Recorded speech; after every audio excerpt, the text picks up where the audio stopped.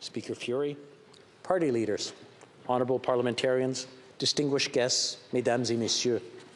Welcome to this extraordinary event, a joint address to Parliament by His Excellency Volodymyr Zelenskiy, President of Ukraine. I thank all those who have made it possible for us to hear from President Zelensky today, whether here in the chamber or by video link. J'invite maintenant le Premier ministre à nous adresser la parole. Monsieur le Premier ministre. Thank you, Mr. Speaker. Chers parlementaires, amis et collègues, bonjour et merci d'être ici aujourd'hui pour accueillir un dirigeant courageux et exceptionnel. President Zelensky, on behalf of parliamentarians and on behalf of all Canadians, it is an honor to welcome you to our House. Mr. President, Volodymyr, you are a friend. Canadians and Ukrainians are friends, and they have been for a long time. Our people share deep historical ties. In the early 20th century, a massive wave of Ukrainian immigrants came to Canada. Many of them settled in the Canadian prairies. They worked the land. They built churches distinguished by their beautiful spires, and they helped shape Canada in significant ways. Notre pays compte aujourd'hui. Today, there are 1.4 million Ukrainian Canadians in our country, making it the second largest Ukrainian diaspora in the world. Whether as farmers, producers, scientists, community leaders, athletes, or frontline workers, Ukrainian Canadians continue to make a tremendous contribution to our country. But the friendship between Canada and Ukraine is not only based on this shared history, it is also based on our shared values. Volodymyr, in the years I've known you, I've always thought of you as a champion for democracy. And now, democracies around the world are lucky to have you as our champion. Hear, hear.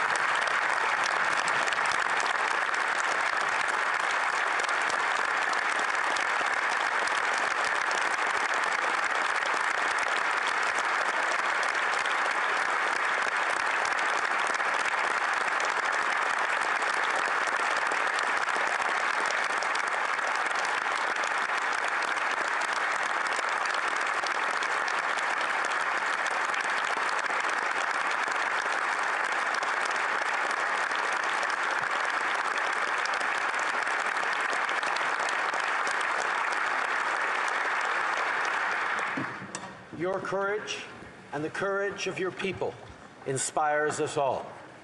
You're defending the right of Ukrainians to choose their own future. And in doing so, you're defending the values that form the pillars of all free, democratic countries. Freedom, human rights, justice, truth, international order. These are the values you're risking your life for as you fight for Ukraine and Ukrainians. Beyond that, you're inspiring democracies and democratic leaders around the world to be more courageous, more united, and to fight harder for what we believe in. You remind us that friends are always stronger together. With allies and partners, we're imposing crippling sanctions to make sure Putin and his enablers in Russia and Belarus are held accountable. Today, in line with our European Union partners, I can announce that we have imposed severe sanctions on 15 new Russian officials, including government and military elites who are complicit in this illegal war. Canada will continue to support Ukraine with military equipment as well as financial and humanitarian assistance. And we will be there to help rebuild once the aggressor is repelled. In Canada, we like to root for the underdog. We believe that when a cause is just and right, it will always prevail, no matter the size of the opponent. This doesn't mean it'll be easy. Ukrainians are already paying incalculable human costs. This illegal and unnecessary war is a grave mistake, and Putin must stop it now.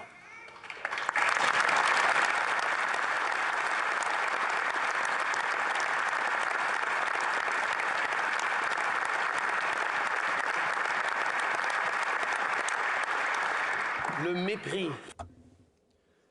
Vladimir Putin's blatant disregard for human life is absolutely unacceptable. Canada continues to demand that Russia stop targeting civilians and end this unjustifiable war. Ukrainians are standing up to authoritarianism. And as parliamentarians united in this House today, and all Canadians, we stand with you. As friends, you can count on our unwavering and steadfast support. And now, it is my great privilege to introduce to you all the President of Ukraine, our friend, Volodymyr Zelenskiy.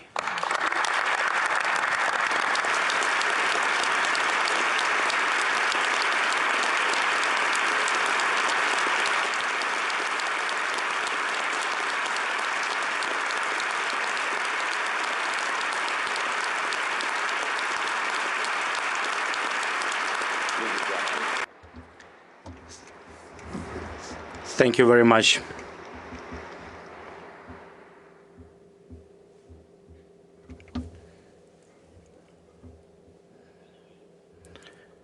Ladies and gentlemen, Mr. Speaker, Prime Minister, dear Justin, members of the government, members of the Parliament, all distinguished guests, friends. Before I begin, I would like you to understand my feelings and feelings of all Ukrainians, as far as it is possible. Our feelings over the last 20 days. 20 days of a full-scale aggression of Russian Federation after 8 years of fightings in Donbass region. Can you only imagine? Imagine that on 4 a.m., each of you start hearing bomb explosions, severe explosion. Justin, can you imagine hearing your children hear all these severe explosions, bombing of airport, bombing of Ottawa airport, tens of other cities of your wonderful country. Can you imagine that? Cruise missiles are falling down on your terrain, and your children are asking you what happened, and you are receiving the first news which infrastructure objects have been bombed and destroyed by Russian Federation. And you know how many people already died. Can you only imagine what words, how can you explain to your children that you just full-scale aggression just happened in your country? You know that this is war to annihilate your state, your country. You know that this is the war to subjugate your people. And on second day, you receive notifications that huge columns of military equipment are entering your country, crossing the border. They're entering small cities. They are giving siege. They're encircling cities. And they start to shell civil neighborhoods. They bomb school buildings. They destroyed kindergarten facilities, like in our city, city of Sumy, like in city of Ochtyrka. Imagine that someone is taking siege, laying siege to Vancouver. Can you just imagine that for a second?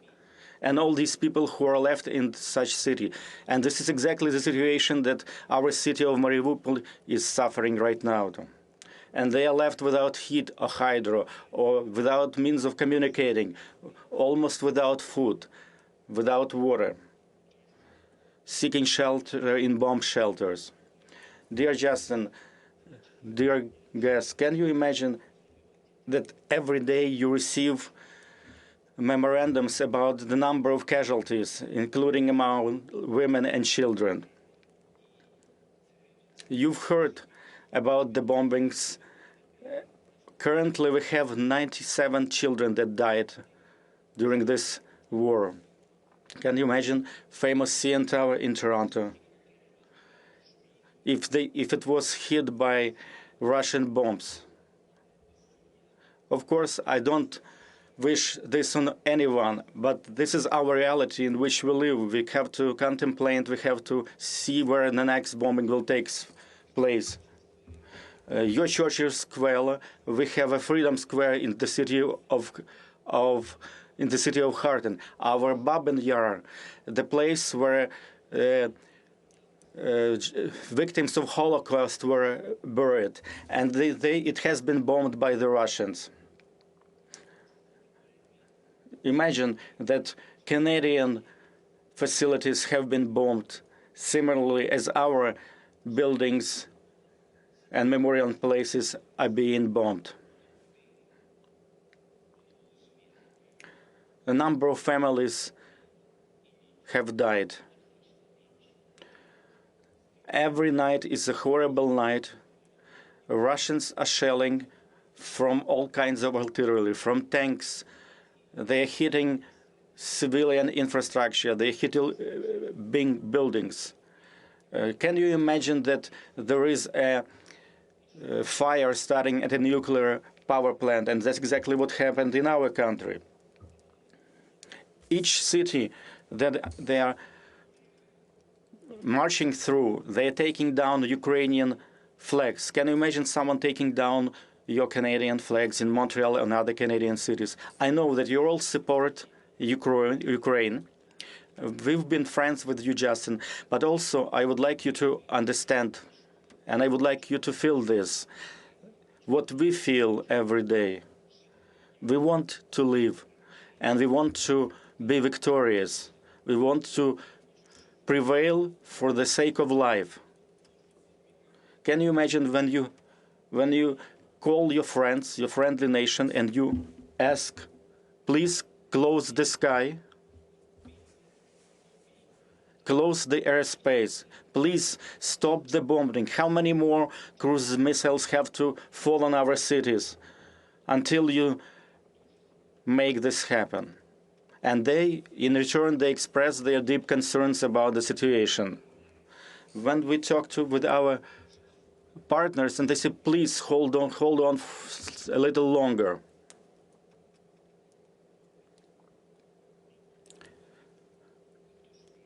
Some people are talking about trying to avoid the escalation. And at the same time, in response to our aspiration to become members of NATO, we also do not hear a clear answer. Sometimes we don't see obvious things. It's a dire straits, but it also allowed us to see who our real friends are over the last 20 days, and as well 8 previous years. I'm sure that you've been able to see clearly what's going on, and I'm addressing all of you. Canada has always been steadfast in their support. You've been a reliable partner to Ukraine and Ukrainians, and I'm sure this will continue. You've offered your help, your assistance at our earliest request. You supply us with the military assistance, with humanitarian assistance. You've imposed serious sanctions.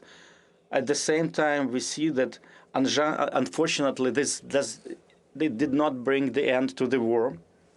You can see that our cities like Kharkiv, Mariupol, and many other cities are not protected just like your cities are protected, Edmonton, Vancouver. You can see that Kyiv is being shelled and bombed, city of Ivano-Frankivsk. It used to be, we were a very peaceful country, peaceful cities, but now they're being constantly bombarded. Basically, what I'm trying to say that we all need to do, you all need to do more to stop Russia, to protect Ukraine, and by doing that, to protect Europe from Russian threat. They're destroying everything, memorial complexes, schools, hospitals, housing complex. They already killed 97 Ukrainian children. We are not asking for much. We're asking for justice, for real support, which will help us to prevail, to defend, to save life all of the world. Canada is leading in these efforts, and I'm hoping that other countries will follow the same suit. We're asking for more of your leadership, and please take more, greater part in these efforts, Justin and all of our friends of Ukraine, all friends of the truth. Please understand how important it is for us to close our airspace from Russian missiles and Russian aircrafts. I hope you can understand. I hope you can increase your efforts. You can increase sanctions so they will not have a single dollar to fund their war effort. Commercial entities should not be working in Russia. Probably you know better than many in any other countries that this attack on Ukraine, it's their attempt to annihilate Ukrainian people, and there is nothing else to it. This is their main objective. It's actually the war against Ukrainian people. And it's an attempt to destroy everything that we as Ukrainians do. It's an attempt to destroy our future, to destroy our nation, our character. You Canadians, you know very well all this. That's why I'm asking you, please do not stop in your efforts. Please expand your efforts to bring back peace in our peaceful country. I believe, and I know that you can do it. And we are part of the anti-war coalition, and jointly I'm sure that we'll achieve results. I would like to also ask our Ukrainian diaspora in Canada. This is a historical moment, and we need your support, your practical support. And we hope that with your practical steps, you will show that you are part of the modern Ukrainian history. Please remember, this is a practical, modern-day history of Ukraine. We want to live. We want to have peace. I'm grateful to every one of you in the Parliament of Canada who is present there, to every Canadian citizen. I am very grateful to you, Justin. I am grateful to Canadian people, and I am confident that together we will overcome and will be victorious. Glory to Ukraine. Thank you to Canada.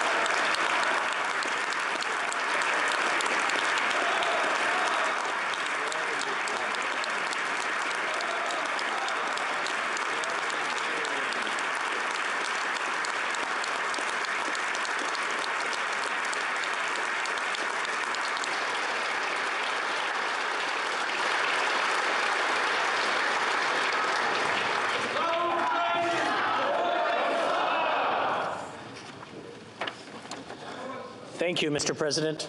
I now invite the Honourable George Fury, Speaker of the Senate, to say a few words.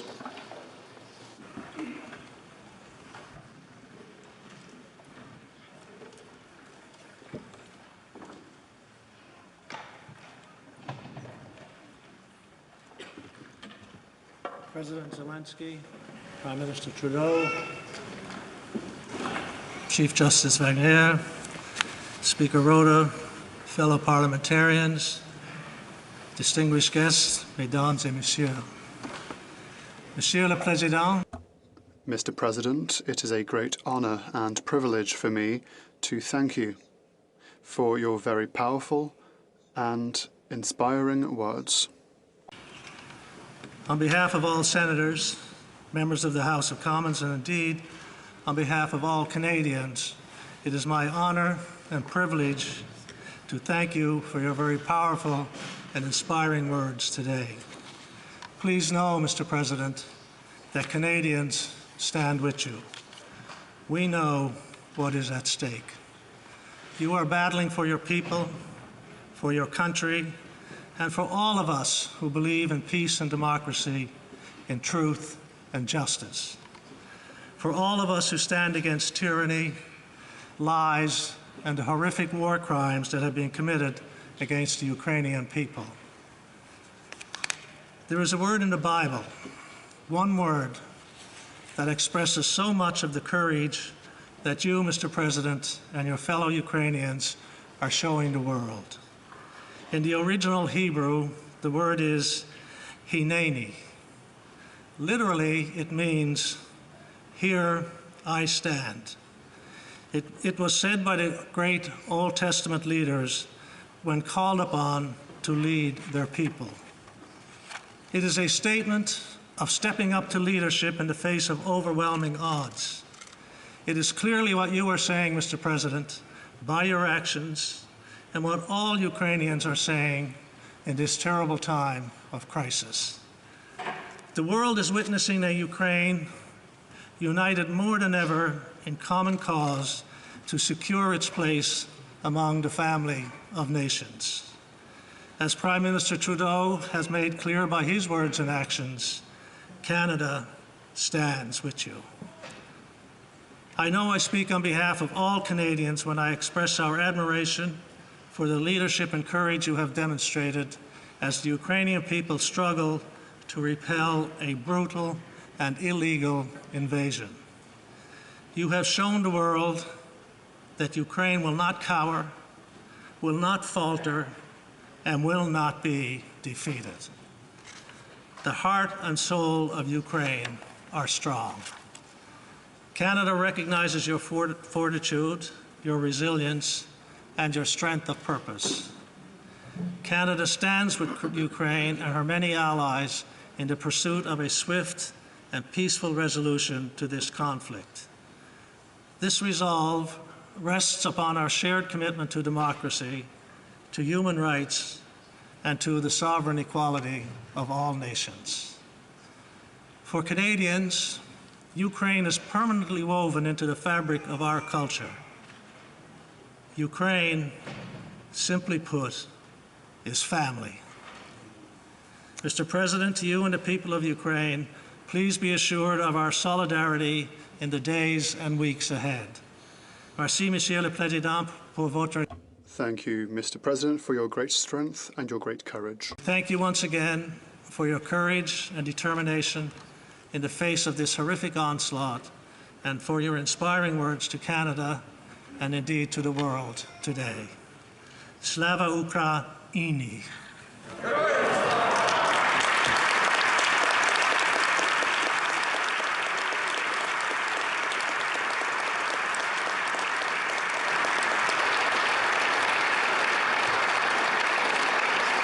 Thank you, Speaker Fury. Monsieur le Président. Mr. President, most of us can only imagine the hardship, the sorrow, and the fear that the people of Ukraine are enduring as their nation is attacked and their very existence is threatened. The extraordinary courage and defiance that Ukrainians are demonstrating in defending their country and their way of life is an example to all freedom-loving people. And it is clear that many of our fellow citizens are drawing strength from your own determination to repel the invaders and protect your homeland. You are not just the president anymore. You have proven to be a great leader of your nation. As Ukraine continues to fight for its freedom, please know that you are not alone and that you will not be left behind. We will be there with you. We may be distant cousins in terms of geography, but Ukraine is woven into the very fabric of Canadian society, thanks to more than 1 million Canadians of Ukrainian descent. In an interview you gave 2 years ago, you said, and I quote, "We must remember the heroes of today, heroes of the arts, heroes of literature, simply heroes of Ukraine. Why don't we use their names, the names of the heroes that today unite Ukraine?" To the people of Ukraine, to your friends in Canada and around the world, you, Volodymyr Zelenskiy, are one of those heroes. Heroyam Slava. Au nom de tous les parlementaires. On behalf of all parliamentarians, thank you for having addressed the people of Canada and for showing us the true meaning of courage, freedom, and patriotism. May we prove worthy of the friendship between our people and our countries. Slava Ukraini. Merci. Merci. Thank you. Дякую.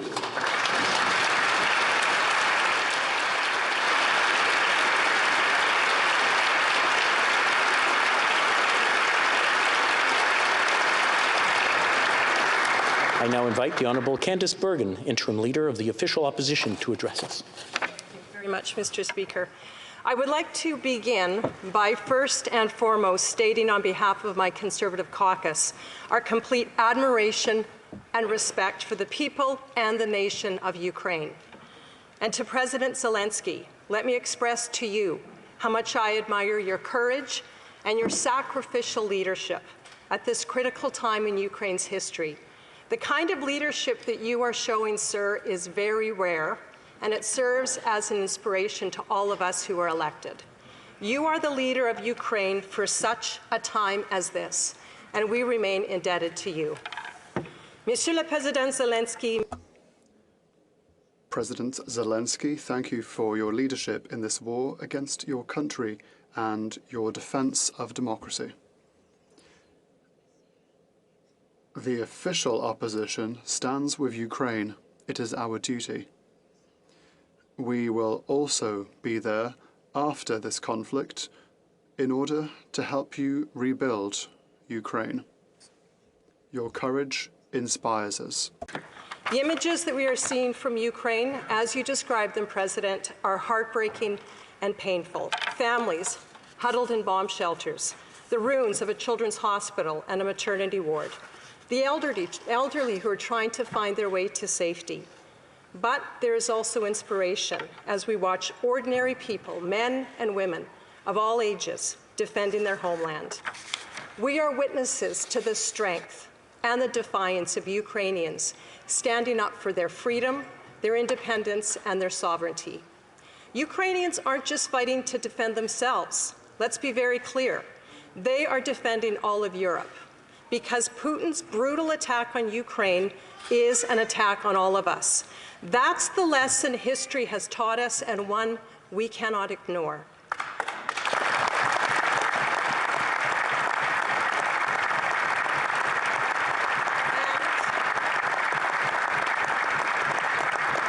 And it is why we must help the people of Ukraine in every way possible. Canada has the largest number of people of Ukraine descent outside of Ukraine and Russia. For a century, they have enriched our communities and our culture, especially in the Canadian prairies, which is where I am from. Canada, and Manitoba in particular, share ties with Ukraine that cannot be broken. And now, almost 1.4 million Ukrainian Canadians are watching what is happening. Their hearts and their souls are reaching out, hoping, praying for the nation and the people of their forebears. This war of naked aggression has revealed Vladimir Putin for what he really is, a warmonger and a violent predator with no regard for human life and suffering. He has crossed lines that after 2 world wars we thought would never be crossed, and he's shaken the rule-based order that has kept millions safe since 1945. Every day he tells the world lies, and then he proceeds to kill innocent and vulnerable Ukrainians, including women and children. And while on his rampage, he continues to threaten the world, saying if he doesn't get his way, he will use the worst extremes possible. It's sickening to watch. Putin must be brought to justice. He must be held to account for his crimes against humanity at the International Criminal Court at The Hague.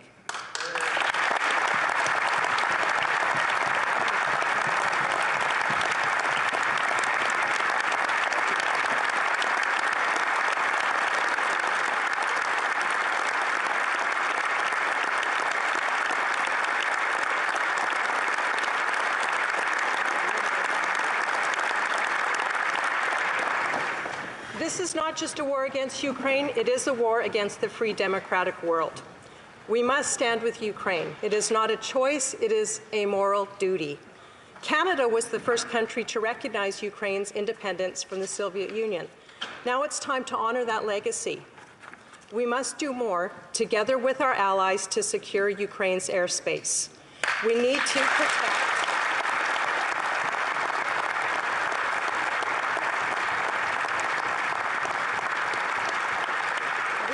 protect at a minimum the airspace over the humanitarian corridors so that Ukrainians can seek safe passage away from the war zones and to allow humanitarian relief to reach those areas under siege. Canada must do whatever it can to cut through any red tape and welcome Ukrainians who are fleeing, although we all know that what Ukrainians want most is to be able to live in their home nation free, sovereign, and peaceful. President Zelenskyy,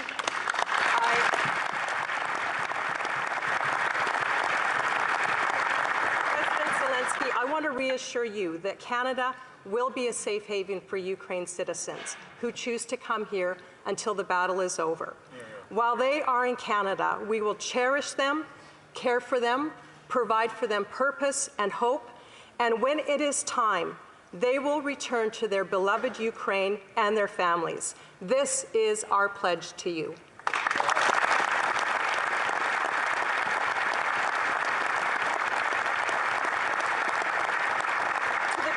Ukraine, let me conclude by saying simply, Canadians support you today as you face Putin and his reckless empire building. Conservatives stand shoulder to shoulder with Ukraine, and we will continue to support you when this terrible conflict finally ends and you rebuild your homes and communities. Your courage and faith and your fortitude in the face of adversity are an inspiration to all of us. Slava Ukraini, glory to Ukraine, glory to the heroes. Keep fighting, keep believing, keep hoping. Thank you.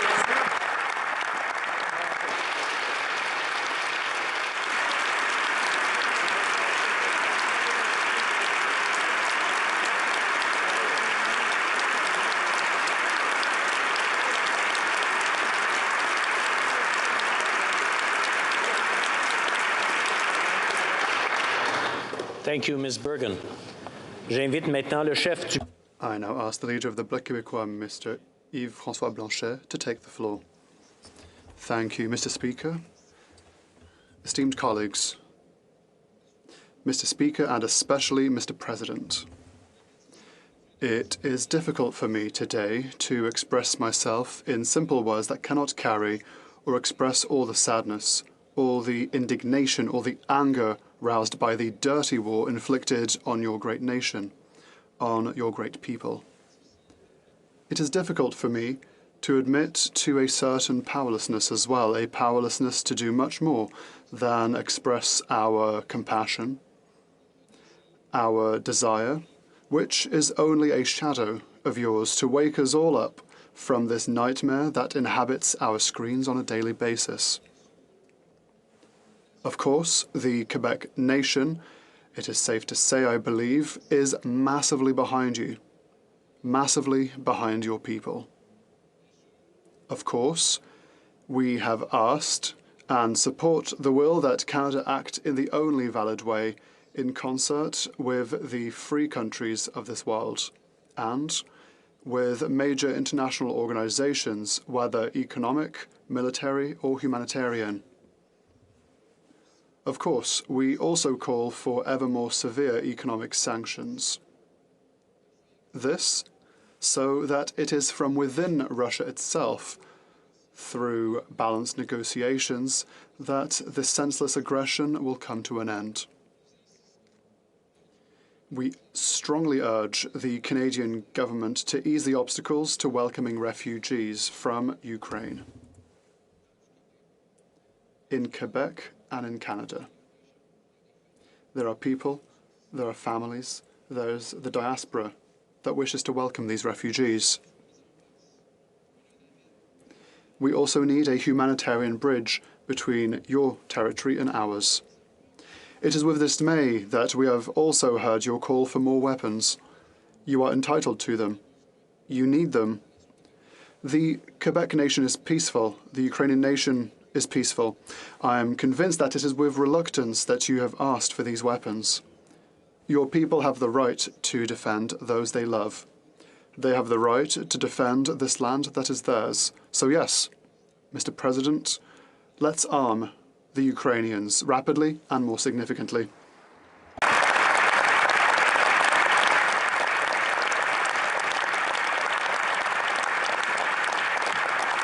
Monsieur le Président. Mr. President, all this is still too little. Too little every time a man, a woman, or a child dies, every time a hospital, a daycare centre, a school, a park, or even a single flower is destroyed. Every time, Mr. President, every time we are told that we have done too little, and in a way, we've done it too late. I would like to believe, Mr. President, that we must distinguish between the people and those who lead them. I would like to believe that the Russian people are the first victims of the Kremlin's dictator. But there are leaders of various kinds who do speak for their people, and there is no doubt that you are one. You have turned one of the enemy's worst weapons against itself, the powerful, the vicious, the petty machine of deception and disinformation of the Kremlin wanted to impose the false narrative of a history rewritten by the dictator for his own benefit and for his own personal glory. On the contrary, through simplicity, through frankness, through courage, you have touched the whole world. You kept the eyes of the world upon your people, and in doing so you were able to, and you still have to insist upon, obtaining help that perhaps would have otherwise escaped you. You see, Mr. President, what we cannot do is the cruelest thing of all. Live through this despicable war in dark basements, shaken by the tremors of bombs dropped on your towns and on your villages. Fear for those you love. Doubt in the future. Dread regarding a reconstruction that will last at least a generation. Fear itself. Against the fear in the hearts of Ukraine's children, we can only do too little. I apologize for that. Your enemy, Mr. President, has neither the heart, nor the strength, nor the courage, nor the dignity to overcome the bravery of the Ukrainian people.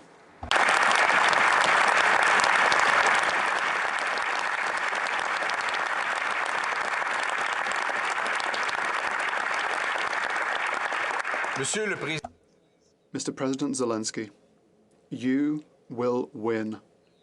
Freedom will be restored to you. And, in its modest way, Quebec will celebrate with Ukraine. Merci.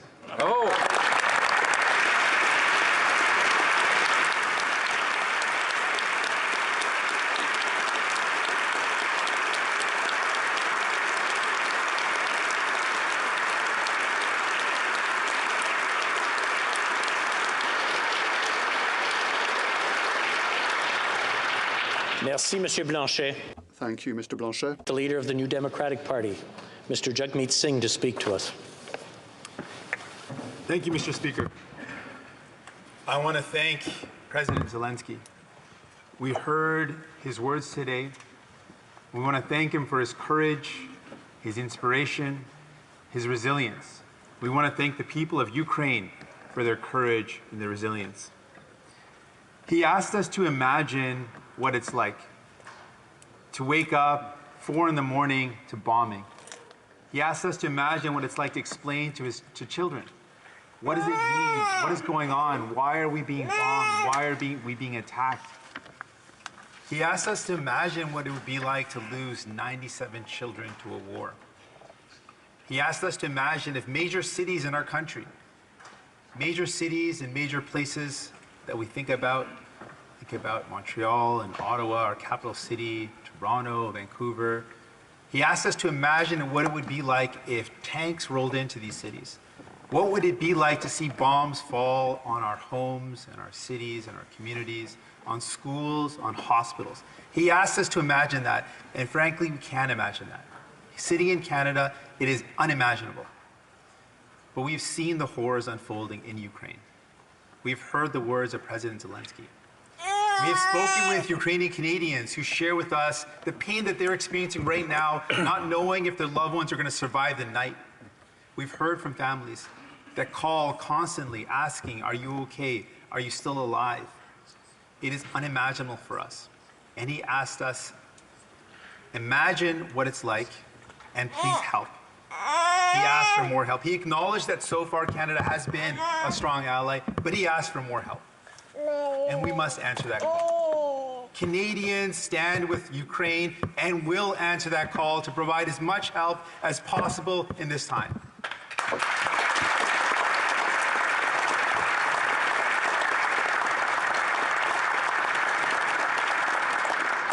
Canadians want to do more, and we heard from President Zelensky that sanctions are important, and we want to increase that. We know that one of the most important things we can do, we know that Putin does not care. President Putin does not care about the people, he does not care about his country, but he does care about his wealth. And we know the way to attack Putin, the way to make sure that he feels the pressure of the sanctions is to target him where it counts, and that is to target the wealth that is held by his allies and oligarchs. And so we are on that path, and we need to continue to apply the most severe of sanctions possible to target specifically President Putin and his wealth. And we know that we can provide humanitarian help. Canada has done its part and needs to continue to do that. We need to welcome Ukrainians that are fleeing this crisis, that are seeking refuge. We need to provide humanitarian help on the ground. We need to continue to provide that support. President Zelensky a demandé si on peut... President Zelensky has asked us if we can imagine the horrors of this war. He's asked us if we can imagine if the same war were to happen here in Canada. And this is something that is unfathomable to us. He asked that we increase assistance, and we must do so to Ukraine. We must increase sanctions, and we must meet the needs of Ukrainians, and we will do so.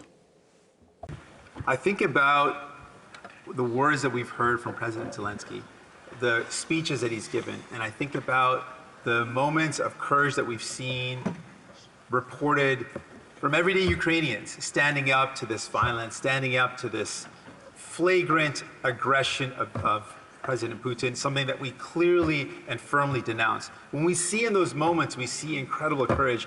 I struggle to find the words to describe it. And I think about something my mom always taught me, this phrase in Punjabi. It's chardi kala. And I always misunderstood what it meant. She says it means rising spirits. And she always said it's rising spirits in the face of difficult odds. And I can't think a moment to describe the courage of Ukrainians, the courage of President Zelensky. I can't think of a more fitting moment to describe that as Chartikala, as rising spirits, as a defiant optimism in the face of one of the largest armies in the world. Ukrainians are saying, we will not back down, we will not give up, and we are so incredibly inspired by them for their fight for democracy, for their fight for freedom, and we stand in full solidarity. We wish their Chartikala, their rising spirits, their defiant optimism to continue, and we will be with you every step of the way. Thank you.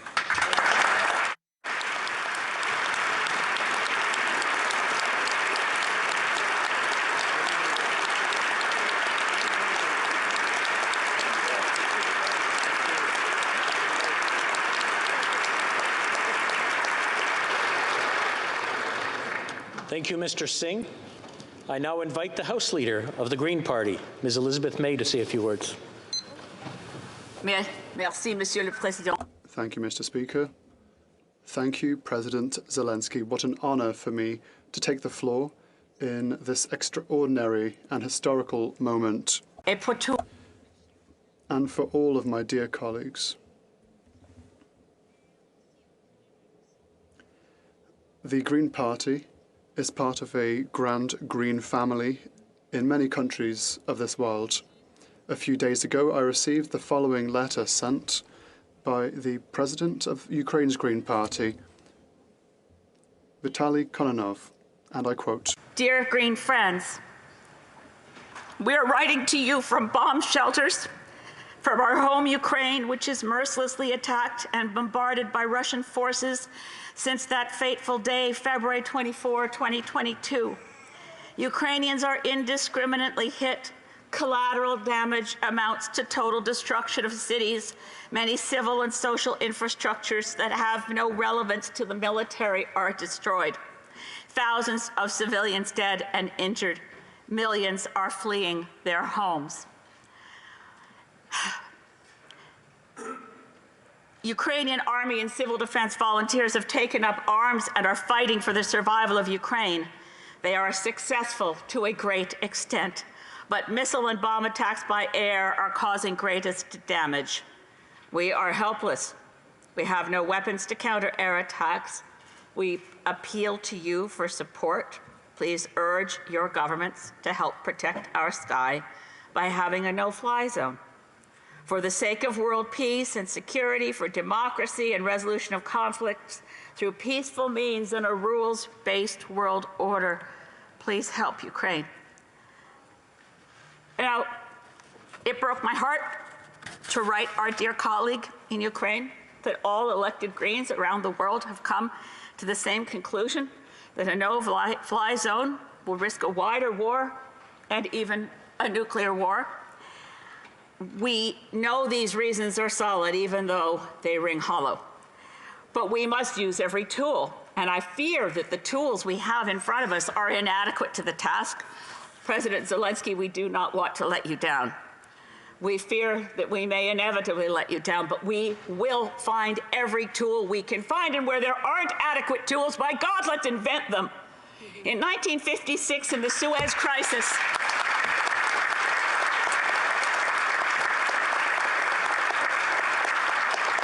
in the crisis in Suez in 1956, not yet Prime Minister, but Lester B. Pearson, a Canadian. We love ourselves here in Canada, we do. But we are an insignificant country in the massive geopolitics of superpowers, but we sometimes get good ideas. Lester B. Pearson invented UN peacekeepers. We need to invent something now that's effective to stop the war, to stop Putin, to save Ukraine. We have to use every single idea, every single sinew, every muscle. We must not relent for one single second. We have seen illegal wars. I've lived long enough to see many illegal wars based on lies in Vietnam and Afghanistan and Iraq. Too many innocent lives lost, and now never again. Not one more Ukrainian child. Please, God, stop the bombs. Please, let's have a ceasefire. Please leave a pathway for Vladimir Putin to make it to a negotiating table and find a peace. How do we stop lies? We stop them with the truth. And the truth is the courage of the Ukrainian people. The truth is the courage and the unexpected reality of you, President Zelensky. An honest-to-God Democrat, a human being, a mensch, a man of such moral courage that the world is inspired. But we must not let you down, because God knows you won't let us down. We must do more. We know this. You are, as our Prime Minister just said, a champion of democracy. May we be worthy to stand by you. May we find the ways that make it meaningful that we stand with you. Not one more lost life, please, God. Not one more mother in Russia who weeps for a lost son in an immoral and illegal war. Thank the brave Russians who face jail just to go on the streets and say, stop the bombing, no more war.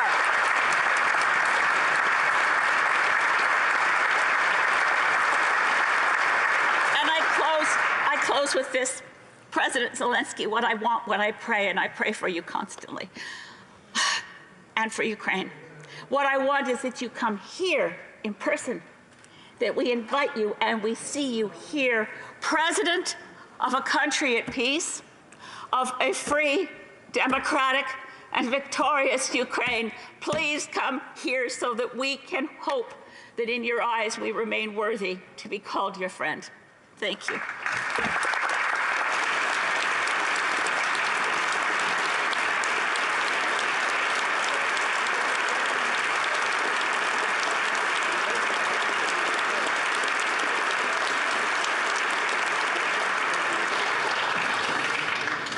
Thank you, Ms. May. J'aimerais remercier. Once again, I would like to thank His Excellency President Zelensky for having addressed this House. I know that we will remember this exceptional man for a very long time. Thank all parliamentarians and all our distinguished guests for having attended, either in person or by video link. This historic joint address to Parliament will continue to be that, a historic event. Merci.